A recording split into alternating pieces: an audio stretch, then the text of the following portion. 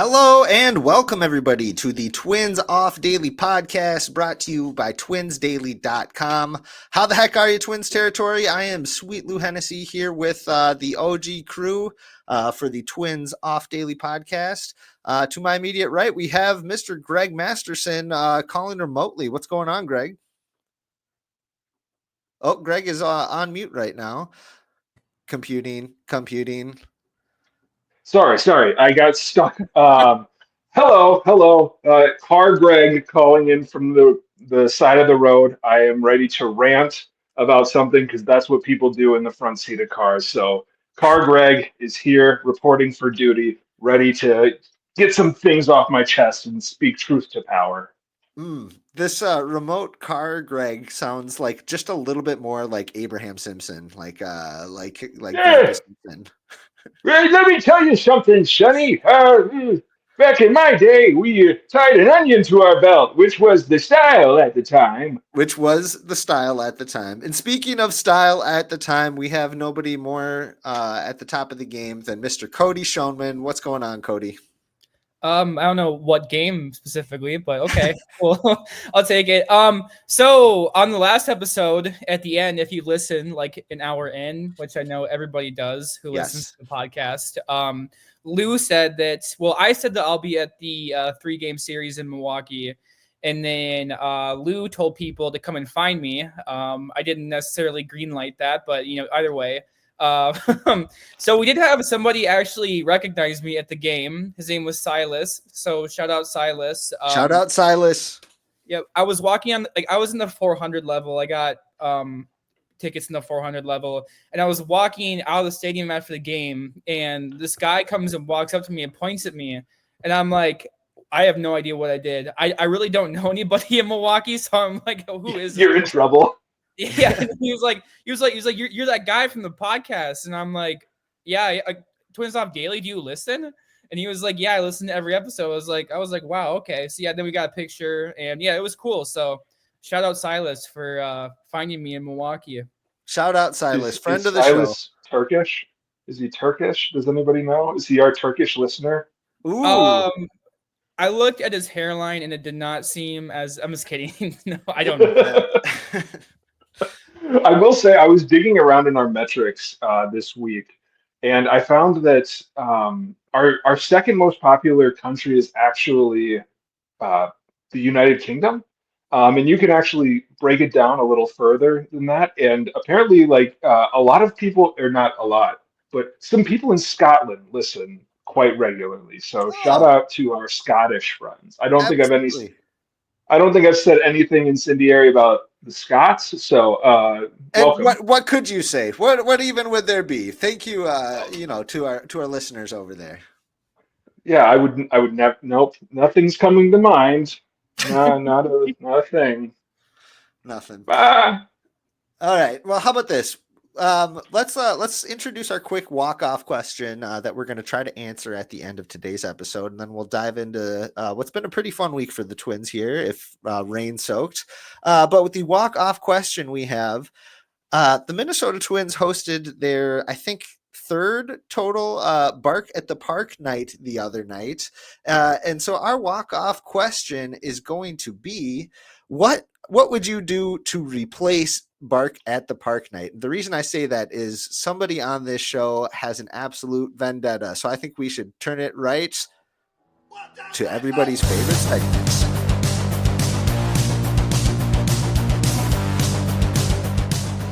All right. We know that Gregg has something to say about Bark at the Park night. Gregg, this is your opportunity to get it off your chest in an early edition crossover with the walk-off question. It's Gregory's Gripes.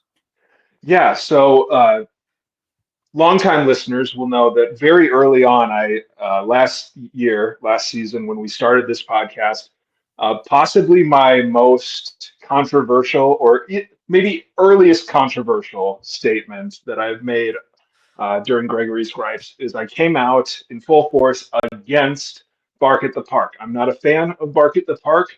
I don't think that dogs should be at the baseball game. There's nothing in the rule book says a dog can't play baseball, but I don't think that they should be in the stands. Succinctly, my case against it. is it's cruel and unusual to tell a dog that they're going to the park and then they get to go sit in concrete seats and watch other people play catch. I think that that's cruel and unusual. I think that we've gone a step too far just beyond that. I think dogs are great, except the ones that bite me. But I don't think that they belong everywhere. Okay, I just need to follow up on that. It's going to be a very quick Gregory's Gripe follow-up sequel. Yes. Uh, I think I was kind of proved correct that bark in the park is a bad thing. I can't imagine being the dog who gets dragged to this park. I just set up why it's a cruel and unusual experience for the dogs. But then it rains on them. They're soaking wet at these concrete bowl, and then they have to get dragged like under the concourse to stay dry. And there's just 100 soggy dogs not being able to play with each other, having to not act like a dog because you're in this enclosure. I don't think that it's a very fun experience for the dog. And for the love of dogs, I think this is a moral issue. Stop taking them to the baseball park. It's going to rain on them, and they're going to be miserable in that concrete bowl. You know what? So yeah, that's my gripe. I see both sides of it. I can see the cute novelty of being able to bring your furry friend to the game, but like you said, it's probably a really uneasy feeling for a lot of those pooches. Did you see that whenever the Twins would get a hit or a strikeout or something like that, something good, they would play the bing bong, they would play the ding dong sound and just get them all riled up. But to be riled up and soggy and just stuck in the concrete, I'm always afraid of, like, I don't know where the section is exactly where they have the dogs sitting. I'm sure you could smell it.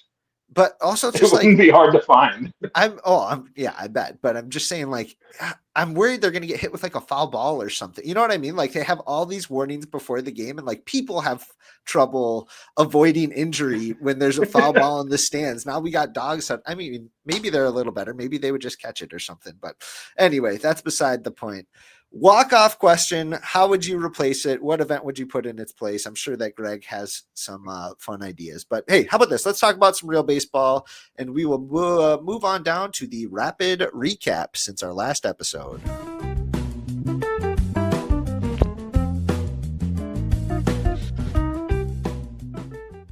Okay, so the Twins, they started off last week in the second series against the Baltimore Orioles, and they swept them right out of town, and probably cost Brandon Hyde his job as their manager. I mean, maybe not directly because it was only 6 games, but still it was 6 games in a pretty pivotal time for him, clearly, as he was dismissed.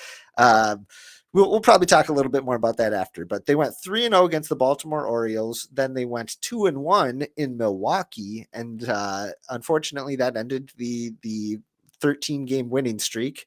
And then they technically split 1-1 against the Cleveland Guardians, with one of those games being moved to a doubleheader in September, I think. So let's talk about it. Who's hot? Who's not? We actually have some good variety on those two this week. So let's start with you, Cody. Who caught your eye this week? Really quick, I want to ask Gregg a question. Gregg, are you in or out on dogs? I plead the fifth. I don't know. That's a good question. Okay. I don't want to say anything too controversial. I enjoy dogs. I just think that some people enjoy them too much. Okay. Well, I am out on dogs. Completely. Yes. I don't like dogs. But besides the point, you know what I do like? The Twins starting rotation. They have been incredible. And so last episode, at the beginning of Who's Hot, Who's Not, Gregg said the whole starting rotation, and that's pretty accurate still now. Maybe you could say 4 of the starting rotation arms are really, excelling, but, the top 3 guys, Lopez, Ryan, Ober, and then Paddock have all been incredible. And honestly, Chris Paddock is looking like arguably like the best pitcher on the staff right now. Like he goes out there and he just has scoreless inning after scoreless inning after scoreless inning. It's incredible to watch right now. I'm sorry to interrupt you, Cody, but it's time for everybody's favorite segment. Is Chris Paddock still a Twin? And today, on May 21st, the answer is yes. Chris Paddock still a Twin, pitched today. I think this is like the third episode in a row where we've recorded on the day that he's pitched. Sorry, just had to throw that in there, Cody. Please continue. Should the Twins extend Chris Paddock? Whoa, people are asking. I don't think they could afford it. But it would be cool. But yeah, no, and the bullpen. So what? So if I get the number correct, the rotation and the bullpen had a combined 34 scoreless innings, correct? Yep, I think the streak got to 34. Yep. So led by top end bullpen arms, Joan Duran, Griffin Jacks, Luis Varland, Cole Sands, Danny Coulomb before he was hurt, unfortunately, but Danny Coulomb was part of the streak too. So really, like, they're dominating on all fronts. The starting pitchers are pounding the zone. Lopez, Ryan. There's a lot of great K minus BB rates in the starting rotation. So I think the most I would say the most worthwhile indicator of how good a pitcher is their ability to pound the zone and to throw strikes and to get hitters to chase when their heading counts. And it feels like every single starting pitcher in the Twins rotation is able to do that right now. And I feel like that's why they're thriving. So overall, like, they're hitting, all the notes on pitching. There's a little bit concerned with like the 8th and 7th bullpen spot with Funderburk and Alcala, but that's any team in baseball. The Twins are in a very fortunate spot. So I'm really happy with the rotation, and I think they will continue to, excel throughout the season. With the bullpen, are you surprised at all just that we haven't seen kind of more movement of guys? We're used to them, shuttling guys between St. Paul, especially in the softer side of the bullpen there. But like overall, it's been pretty consistent for the last 3-4 weeks at least. You know what I mean? We've had Fundy come in for Coulomb, and but Alcala, even through his roller coaster of a season here, has remained with the club, and everybody else has been pretty much there the whole time. Are you surprised by that at all? Before Coulomb was hurt, the 8th bullpen guy, or the guy in the 8th spot, was Alcala. And recently this year, when he reached, I think it was like 8 in the 3rd innings pitch, he reached 5 years of service time. So then once he was optioned out of AAA, he would have to pass through waivers and teams could claim him. And I'm pretty sure at least one team would have claimed him, like someone like Miami or even Colorado, something like that.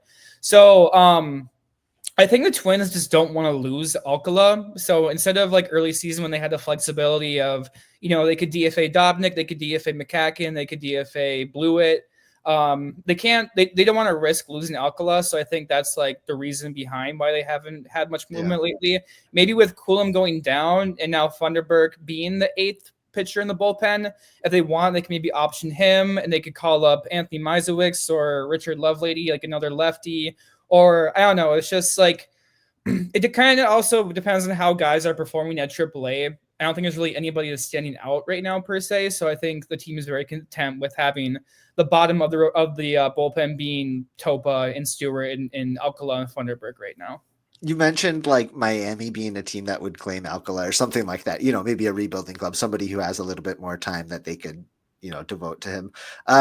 Did you see how good Ronnie Henriquez has been recently? He's on like a 12 innings scoreless streak right now or something. He's like their second best arm in the Miami bullpen. Could have been ours. Ronnie Henriquez. What could have been? I was watching him throw against the Cubs, and I saw Matt Shaw hit like an RBI double off of him, but that was just one at bat. But also, like, Blewett's been good with Atlanta too. So there's guys, yeah. He's kind of developed into a high leverage arm with them too, and they've kind of righted or roped the ship. They're back to 500. So yeah, great trade, Valby. Great trade. Gregg, who has caught your eye? What do you want to talk about over these last few series for the Minnesota Twins here? Yeah, before getting into that, I want to say I think another part of the reason that they haven't had that churn is because, like, pragmatically they haven't needed to. Sure. Especially over this last stretch, the kind of question or the issue wasn't, oh, we aren't getting enough innings out of the churn guys in the bullpen. It's we're getting too many innings out of Jax, Duran, Varland. There was I feel like there was like a couple of different stretches where it was four appearances in 5 days or whatever. The starting rotation, by and large, has not forced them to, need the 6 innings out of the bullpen. And that absolutely helps somebody, because like Jorge Alcala, I believe there was a stretch in there over the last couple of weeks where he had one appearance in 9 days or something Right. like that. Yeah. They just didn't need that spot. So fortunately for them, that hasn't really been a question. And part of that is because Paddock is going deeper into games right now. Obviously, Ober, Ryan, and Lopez, they have been giving like at minimum a solid 5 every night out, but you're probably expecting a little bit more. And so they only really had to dance around Simeon Woods Richardson. But my who's hot. I mean, I can't believe we've gotten this deep into the episode and have not mentioned Cody Clemens. Um, I cannot like I don't have the numbers in front of me. You nerds at home can probably look up what he is slashing as a Minnesota Twin. If 1,400. you had if Yeah, you I'm, look I'm at dead his serious. I'm dead serious. He has an OPS of like, or no, 1,100, something like that. I mean, if you look at his like savant page, he looks like he is like Juan Soto who doesn't walk enough, or like it's unreal. Obviously, we're working with a very small sample, but Matt Trueblood pointed this out, and people have been picking up on it. His bat speed over the last year, like from since last year, has gone up like 3 miles an hour. Which, if you're not into that stuff, that is a huge difference. He is swinging the ball like I can't remember the specific word for it, but he's having like fast swings. That they track over a certain mile per hour, and it's like he's doing that like 6 times the rate that he was previously. He is just swinging the ball really well and making a lot of contact, or swinging the bat really well and making a lot of contact. And I have no idea what to make of Cody Clemens at this point. I haven't been like super impressed with him defensively, but he can play a bunch of different positions. Right now, the Twins kind of need a little bit of stability in their infield, I guess, in their outfield without Buxton and Correa. But I don't know. Like, I have no idea if I'm gonna like if it's even smart to believe in him whatsoever to continue. Like, this might be the last off daily podcast that we talk about Cody Clemens. Yeah. But my goodness, has he bailed them out in some really big spots over the last month, and it's been really fun to watch him. Just real quick, I'm workshopping a nickname for him. I'm trying to have Cody Clemens go by the Bottle Rocket, since he's the son of the Rocket. What do you think? I think that it brings something out. What do you guys think about the Bottle Rocket for Cody Clemens? It could use it. Maybe I don't know. I feel like it's so cheesy that it might work. Yeah, right? Exactly. It's so cheesy that it just might work. Cody, what do you think? With a name like Cody, he's got to be good. Do you have any other thoughts on Cody Clemens, or just the nickname? I guess go either one. Either one. Reminds me of that Wes Anderson film, his first film. Oh yeah. And that's kind of about a guy who's like down in the dumps and then he turns it around, kind of. Yeah. So, well, he's also a nepo baby, so he was never down in the dumps. But yeah, Cody Clemens has been incredible. I think we're at the point where he is going to be a Twin for the rest of the year, regardless of how the roster shakes out. Like when Wallner comes back, you can, I don't know, DFA Bride or option down or DFA Fitzgerald or whoever.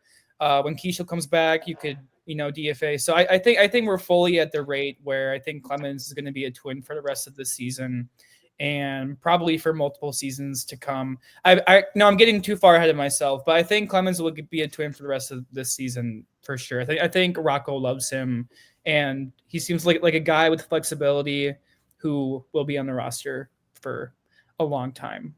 I'm curious if, like you said, when guys start getting healthy again, though, is there going to be space on the roster for both him and Willie Castro, seeing as how they're both kind of the corner outfield plus either third base or second base.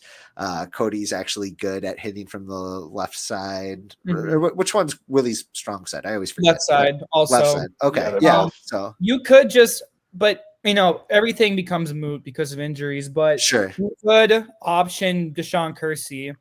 And then when Wallner comes back, then your outfield is Buxton, Larnach, Wallner, Castro, Bader. There's 5. McCusker. Clemens. McCusker. Can't forget McCrusher. Yeah, Well, he's gonna actually, be no. good. To cut you off, Cody, if I was running the show today, which Lou is doing for those of you at home, because I'm in the car, I can't have the studio open. But I was going to pull the video of you saying that Carson McCusker isn't going to be on the roster this year, which I believe you said like a week ago. It was either last show or the show before. You said, I don't think that Carson McCusker is going to be in the big leagues this year. And I mean, I've got to hold you accountable for that take, buddy. Do you realize 15 guys had to get hurt for that to happen? And Do like you Ryan realize that you're talking about the Minnesota Twins? That's what they do. Ryan Fitzgerald got a spot before him. Yeah, Okay. Greg, save that clip, Greg, and you just have to like tweet it out when McCrusher hits his first big league home run or something. Hopefully, Shout out to Carson McCusker. His bat toss went farther than the only ball he's put in play this year. That's good. I was there at McCusker's first at bat. Yeah. It was fun. Yeah, he grounded out to the pitcher. Good for him. Good for him. Yeah. Okay. I was looking up Cody Clemens' number. Looks like he has an OPS of exactly. No, I just lost it. Of course. 957. This is 957. So pretty good. Pretty good. That's nice. That's if he nice. keeps that up, yeah, I don't think he'll be DFA'd, but you never know with these guys, right?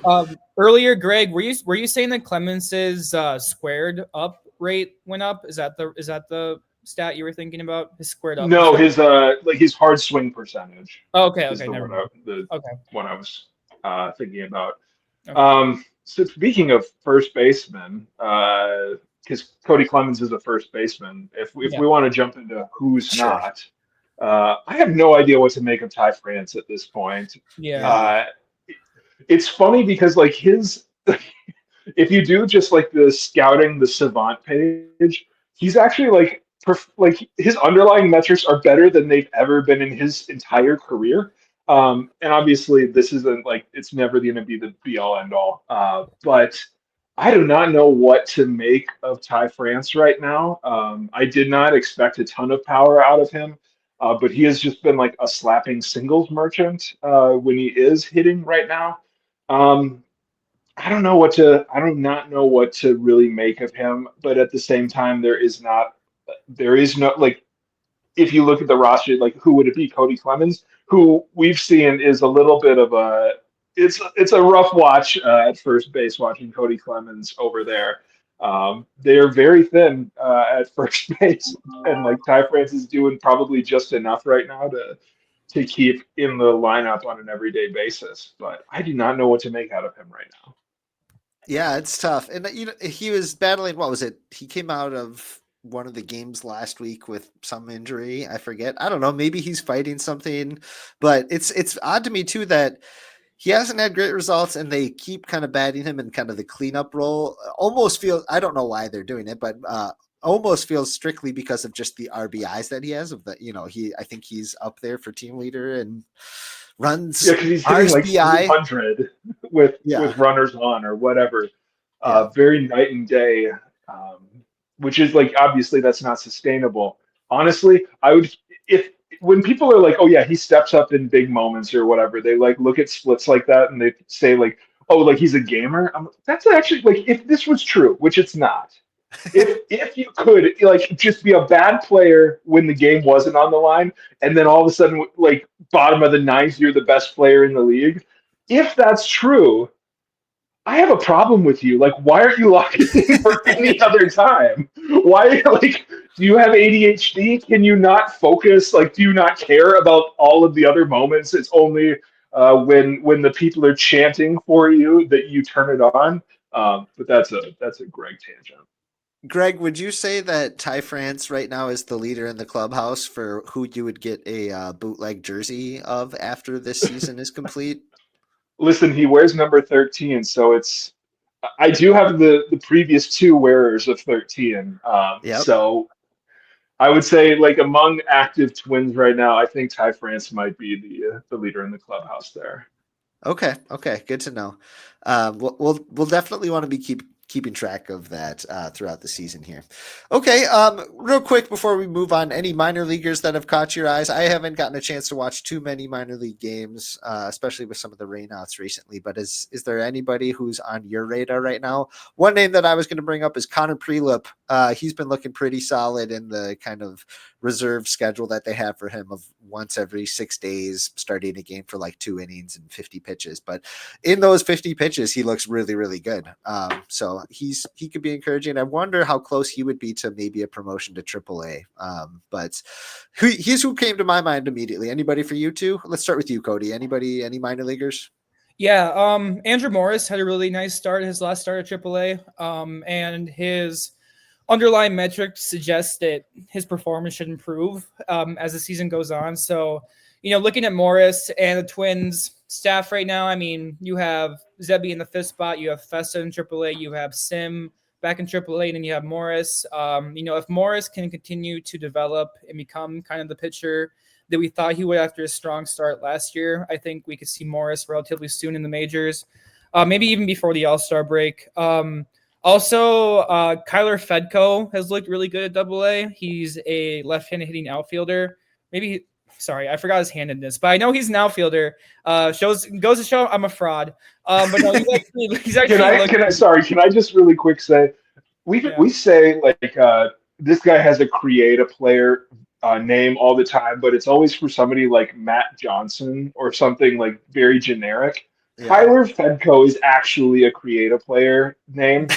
like the names that were used by one, like it's in the database in the game because like one guy from the in the minors right now is named Kyler. He's like 19 years old. It's a very new name. And some guy in 1912 was named Fedko. And so they slapped together those two names in like 2050 as this creative player named Kyler Fedko. Anyway, sorry, go back to that, Cody. Kyler Fedko, a.k.a. Joe Random. He is 25 years old. He hits right-handed, so I was wrong. But he has looked really good at AA. So, being 25, there is a reason to speculate that if he continues to perform well, he could be promoted to AAA. And then he's kind of like in like that shuffle of guys who are, maybe they could, get called up. Similar to, Michael Hellman, Anthony Prado, guys like that of the past. So maybe a interesting potential contributor come next season. Maybe could become what Kalai Rosario seems like he won't be, unfortunately. But yeah, Kyler Fedko is a interesting name who's performed pretty well the last couple of years in the minors. But yeah, Andrew Morris and Kyler Fedko are the guys that have caught my eye recently. Nice. Gregg, anybody for you? Yeah, I'm going to use my time to say yes, Connor Prelip. I think that one of the potential issues is there's just like not rotation spot for him in St. Paul. Obviously, if you look at their rotation, like Corey Lewis or Marco Raya, like probably aren't like entrenched in that. Either they've been struggling. So you could see some like jostling around. But I actually think that that's like a large part of why Prelip is still at AA right now. But actually, I want to use my time to do a new segment called Gregg Speaks About the Brain. I just wanted to like say this, and I'm sure that listeners of this podcast who are like 30 minutes in are not the type of people who get too worked up about people getting concussed. But I do want to say, since Byron Buxton and Carlos Correa currently have concussions, we are getting updates about their health and everything. Nobody's talking in timelines, and that's a very good thing. I want to just briefly talk about what a concussion is, to just like explain how little we should pay attention to any news coming out about it until those guys are ready and like back in the lineup. Even then, be a little bit skeptical. So like sometimes we think about a concussion as just like a headache.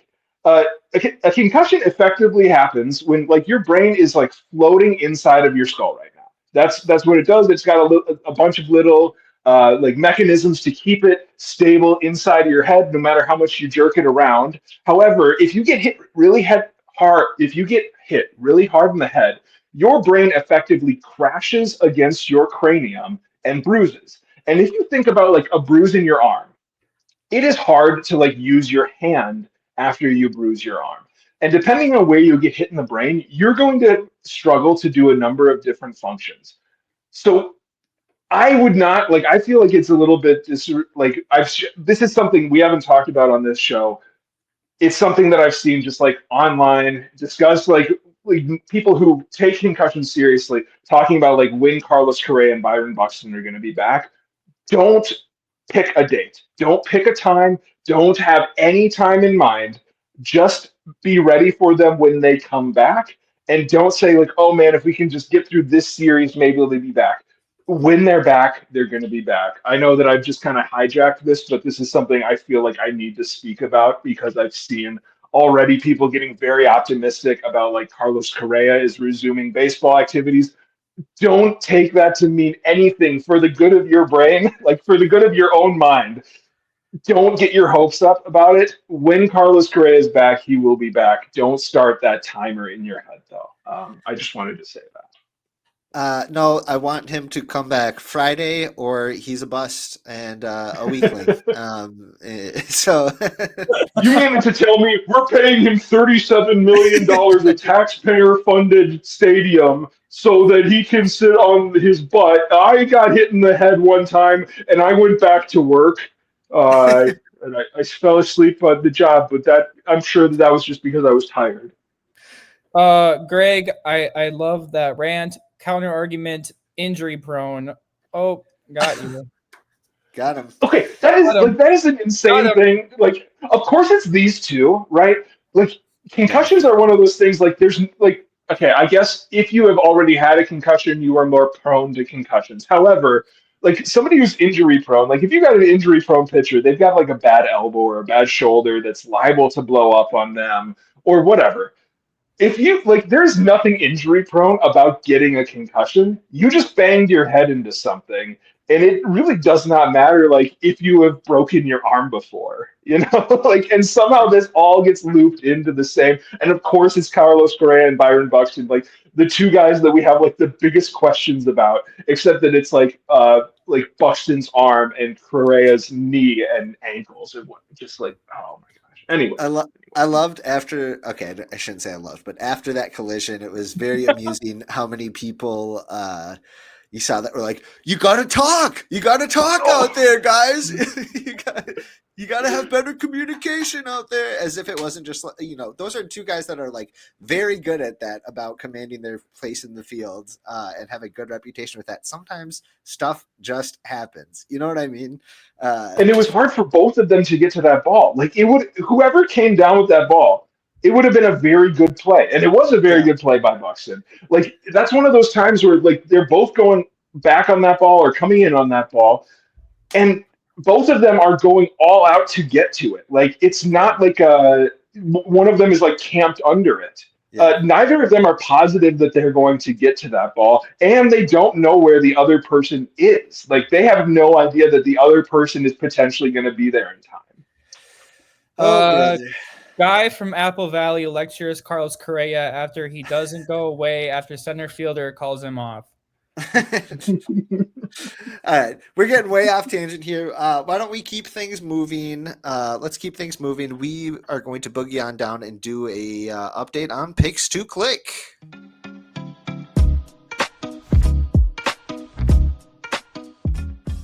Okay, so for picks to click, every week we have a designated category that we try to guess who will lead the Twins in that category for the upcoming week. The last category we had was most starts at second base. Guest of the show and a friend of the pod is Theo Tollefson. He picked Brooks Lee last episode. Cody picked Willie Castro. I got stuck with Mickey Gasper. So close, Mickey, so close. But Gregg came away with it this time, and he had Cody Clemens. Some are calling him the Bottle Rocket, and that was the correct pick, Mr. Cody Clemens. So Gregg, looking at the scoreboard here, Gregg has won all three opportunities in this new season. So we must put a stop to this madness. He can't keep getting away with this. Cody, it's up to us to stop him. So let's look on to our picks for that we're going to try to have for the next episode, which is going to be, I believe, next Thursday, I believe is the Twins' next off day. So in those 6 games, we want to know which Twins reliever is going to have the most strikeouts. Cody, let's start with you. Which Twins reliever do you think is going to have the most Ks? Wow, this is a I will go with Griffin Jacks. Jacks. Okay, that's the kiss of death if I have ever seen one. Yeah. Gregg, how about you, my friend? Who do you think in the Twins bullpen is going to have the most strikeouts? Oh man, I was hoping that you would go first so that I would probably have my pick after that. Yeah, I'm gonna go with Louis Varland. He pitches the most in this bullpen. He's Yeah. been pretty nice. I think I'm gonna go with the bulk play and go Louis Varland. Lucifer Varland. Did you guys check out his interview, his sideline interview that he had with Audra Martin? I about the Dogs? did. Yeah, Cody actually brought that to my attention. That was very funny. That is the most excited I feel like I've seen him in front of a microphone in like months, because he is not somebody who has liked super. He has not jumped at the opportunity to be very talkative with the media post games when I've been there, at least. So good for Louis. Love it. That was a great segment. And Gregg, I think that's a pretty good pick. He's been an anchor out there. So I'm going to pick Joan Duran. Once again, Duran, he had a little bit, he ran into a little bit of trouble in the game today against Cleveland, but I still have been very impressed with what I've seen from him, especially when it's come to his control with guys on base. But we shall see. We'll see what happens next Thursday at our next episode.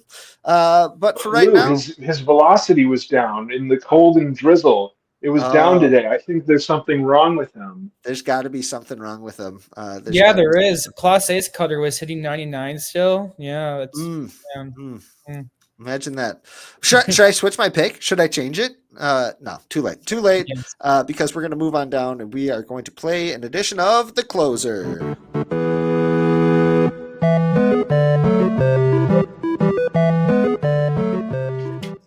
Okay, we've been playing this a lot lately, but I think it'll be more fun to have 2 contestants here to kind of, or maybe a team, I guess, to play some 20 questions. I have 2 random twins.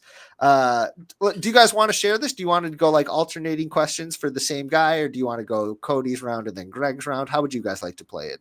Could alternate. Yeah, let's do alternate. You guys can try to come up with it together here. Okay, so I have a twin that I am fairly positive that both of you have heard of. And you guys get 20 questions to try to see if you can come up with who I've researched here. Let's start with Cody. Are they a pitcher? Yes. Okay. Gregg?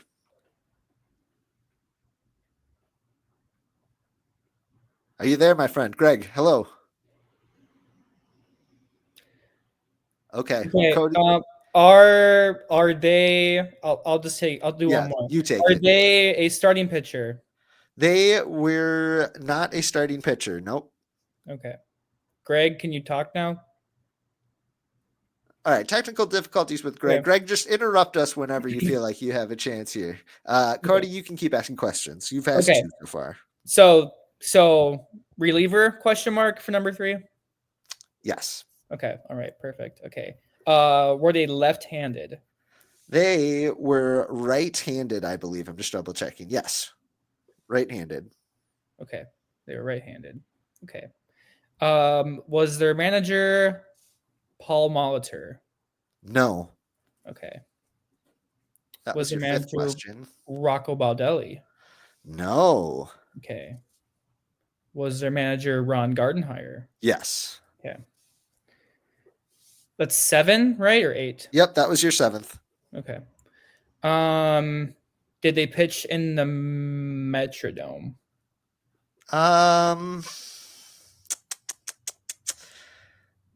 Not for the Twins. I'm guessing maybe they would have before then, but I'm not Okay. positive. Okay. So that was your 8th question here. Okay. Did they come from an NL team, or did they play for an NL team prior to Minnesota? Prior to Minnesota, yes, they were with an NL team. Okay. Was that team the Mets? I don't believe, ever played for the Mets. Okay. That was your 10th question. Okay. Gregg, are you working or no? Can you hear me? Yes. Yep, we can hear you now. Okay, so Cody got the first 10 questions there. Did you happen to hear what any of them were? He did not play for the Mets. He's a right-handed outfielder. No, right-handed reliever, pitched under Ron Gardenhire. How about this? Let's have Cody finish out this round, and then Gregg can have the next one, since Cody knows all. He's been here the whole time. All right, so you got 10 more questions, Cody. Okay. Okay. So yeah, target field, right reliever. Okay. Did they ever record a save? Yes. Okay. Oh my gosh. Is it Jared Burton? No. Great guess though. Good pull. Okay. That was number 12, right? Yep, that was 12. Okay. And actually, you just asked a 13th question. That was 13. Is it Anthony Slamma? It is not Anthony Slamma, but I'm going to start writing down some of these guesses just to use in future rounds. All right. Is it my boy John Roush? It is Jumbo John Roush, baby. Okay, that's the name that I had in mind, honestly. Yeah. Good. Hey, so here's me exposing myself again. I thought John Roush played for the Mets, so that's why I asked that, because I was going to say John Roush earlier. Oh, okay. I'm sorry. He played for the Mets after the Twins. Oh, You had asked if he played for him before. Oh, I'm just okay. seeing that after he played for them a couple years after the Twins. Sorry about that. I'm glad you were able to get to the finish line still. John Roush, though. Look at me. If I would have said yes to that Mets question, would you have instantly guessed right then? Was it John Yep. Roush? Oh, man. Okay. So you would have had this much earlier. All right, Honestly, Gregg. how quickly you said that, yes, he recorded a save, I know. Actually gave it away. I thought the same thing. I was like, I should have pretended like, oh, did he ever get a save? I'm not sure. I should have faked it a little bit. Gregg, is Roush taller than you? Yes, Okay. he is. I didn't know anybody was taller than Gregg. Yeah. Okay, Gregg, are you ready for your 20 questions? I am. Okay, go for it. Well, actually, that was my first question. No, that was your question. Yeah. Go ahead. Okay, was this player a batter? Yes. Primarily a position player. Let me rephrase Correct. that. Yep. Okay. Was this player an infielder? No, I don't believe I ever played any infield for the Twins. Okay, was this player an outfielder? No. Okay. Is this Corky Miller? It is not Quirky Miller. Okay. Was his manager Ron Gardenhire? No. Okay.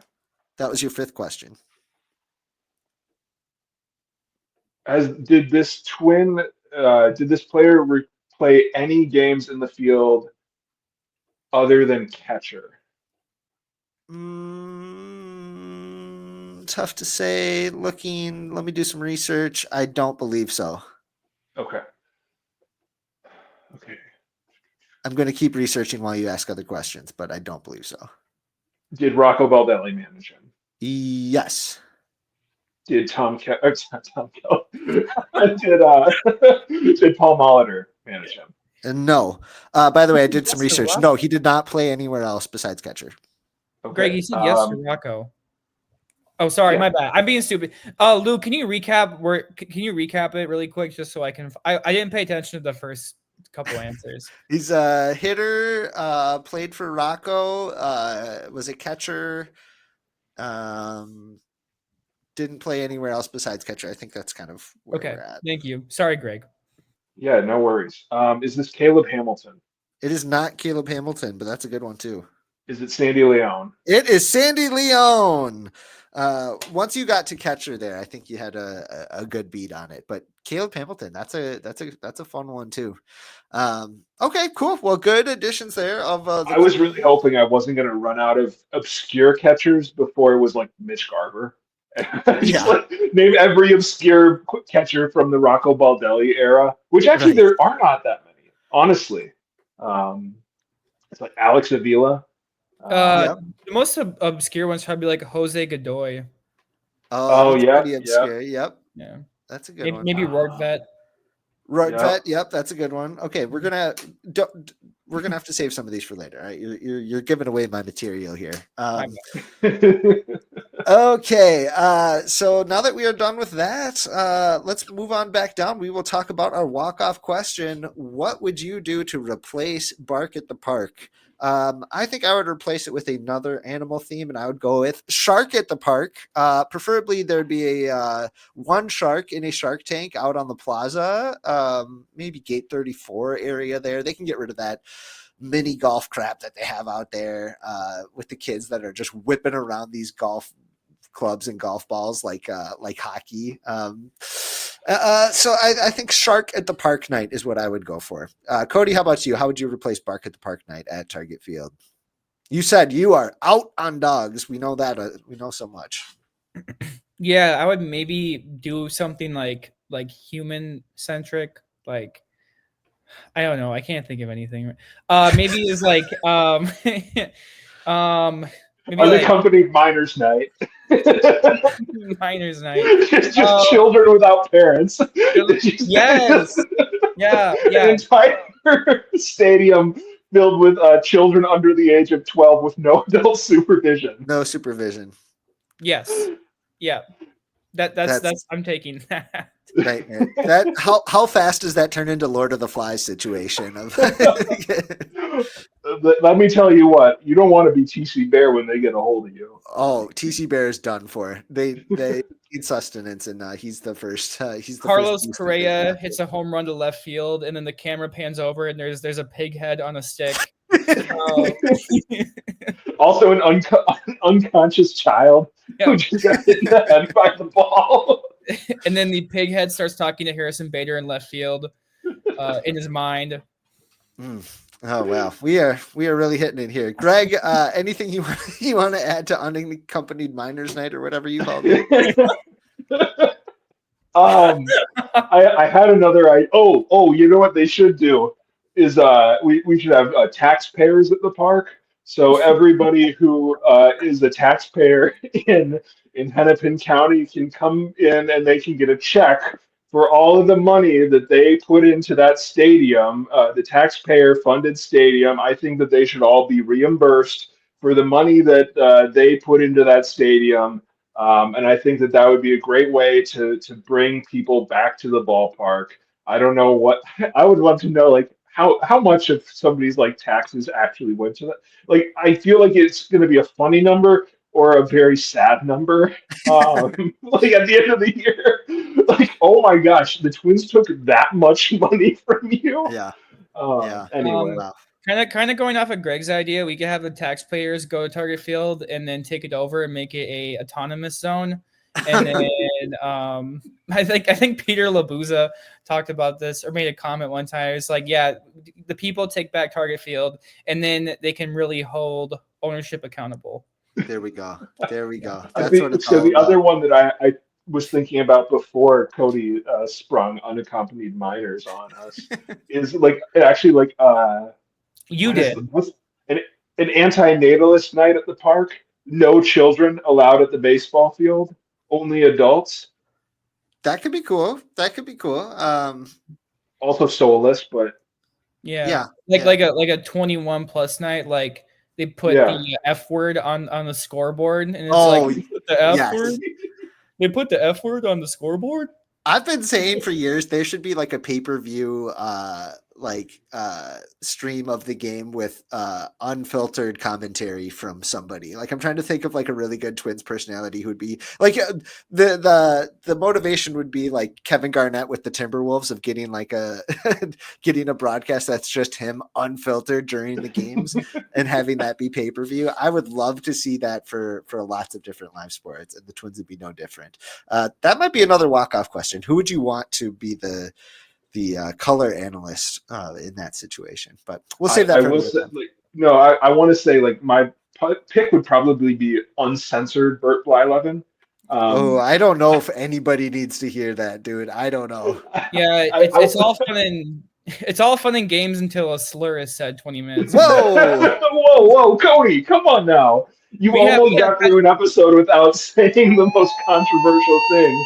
But I want to say like we could do Royce on tether. You might be onto what something. I don't know if I told this story on the podcast, but when I was at Sabre uh, this year in Minneapolis, it was a good time. Uh, there was a pitching panel, and so it was Latroy and Perk and Bert and Cott were on this pitching panel, and they got into a full scale argument. It was something out of like a sitcom where basically Latroy, because he likes to poke the bear a little bit. Yep. Bert was saying like I didn't need analytics back in my day. I just looked in the newspaper and I saw how they did the night before and I knew exactly how to pitch them. And he goes, Latroy's like, Bert, but you would have if it was available to you. You would have watched film. You would have gone through this stuff. He goes, oh no, I wouldn't have. And they like start bickering with each other. Like it's incomprehensible. For like a full 30 seconds, they're actually like raising their voices at each other as Latroy just kind of goads him on and on and on. And I have no idea what happened in this conversation, but it ended when Bert Blyleven yelled to a room of like 500 people. He yells, then I would have hit that son of a bitch. Everybody like starts laughing. And that like kills all the tension in the room, and they're able to have like a conversation about that. I have no idea how it got to that point, but yeah, that's. I would have loved to actually hear what they were actually yelling at each other about, but to get to that point. Anyway. I think it would be funny to bring Bert back on like a broadcast like one more time. You got all this stuff that he didn't get to say. No, you got one more chance, Bert. You are muted, Lou. Yeah, Lou, you're muted. I'm muted still? Is this still No, happening? you're good now. Yeah, you're good. Sorry, I had the technical difficulties there. All right. Well, how about this? Let's land this plane, everybody, before we get too far down the Bert Blyleven rabbit hole here, because I'm sure we could get into some trouble there. Thank you, everybody, for listening. Please share our content. Please invite your friends to join us. Cody, Gregg, anything you guys want to plug before we say goodbye here? No, I did write something about why Pete Rose shouldn't be in the Hall of Fame. Yeah. If we would have had a gripe like last week, I probably would have gotten on my soapbox about it. But I wrote my piece on there. You probably have to scroll a little bit because we publish a lot at Twins Daily. But I made my case for why, just on baseball reasons, it is it's literally the worst thing that they could do. The golden rule is the golden rule for a reason, and baseball is it's an existential threat to baseball.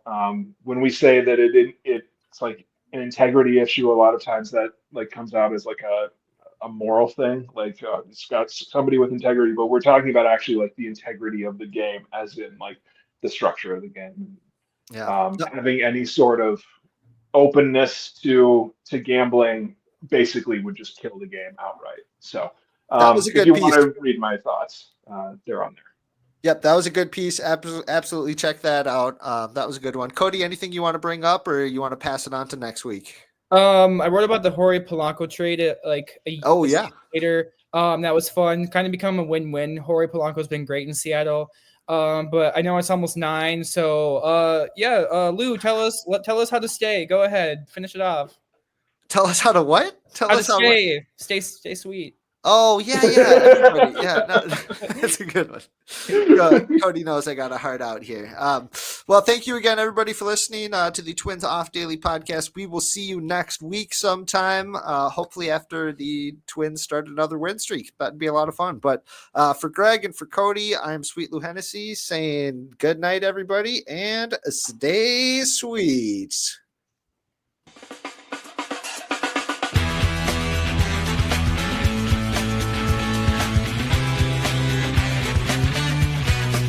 I am out on dogs. And in on cats.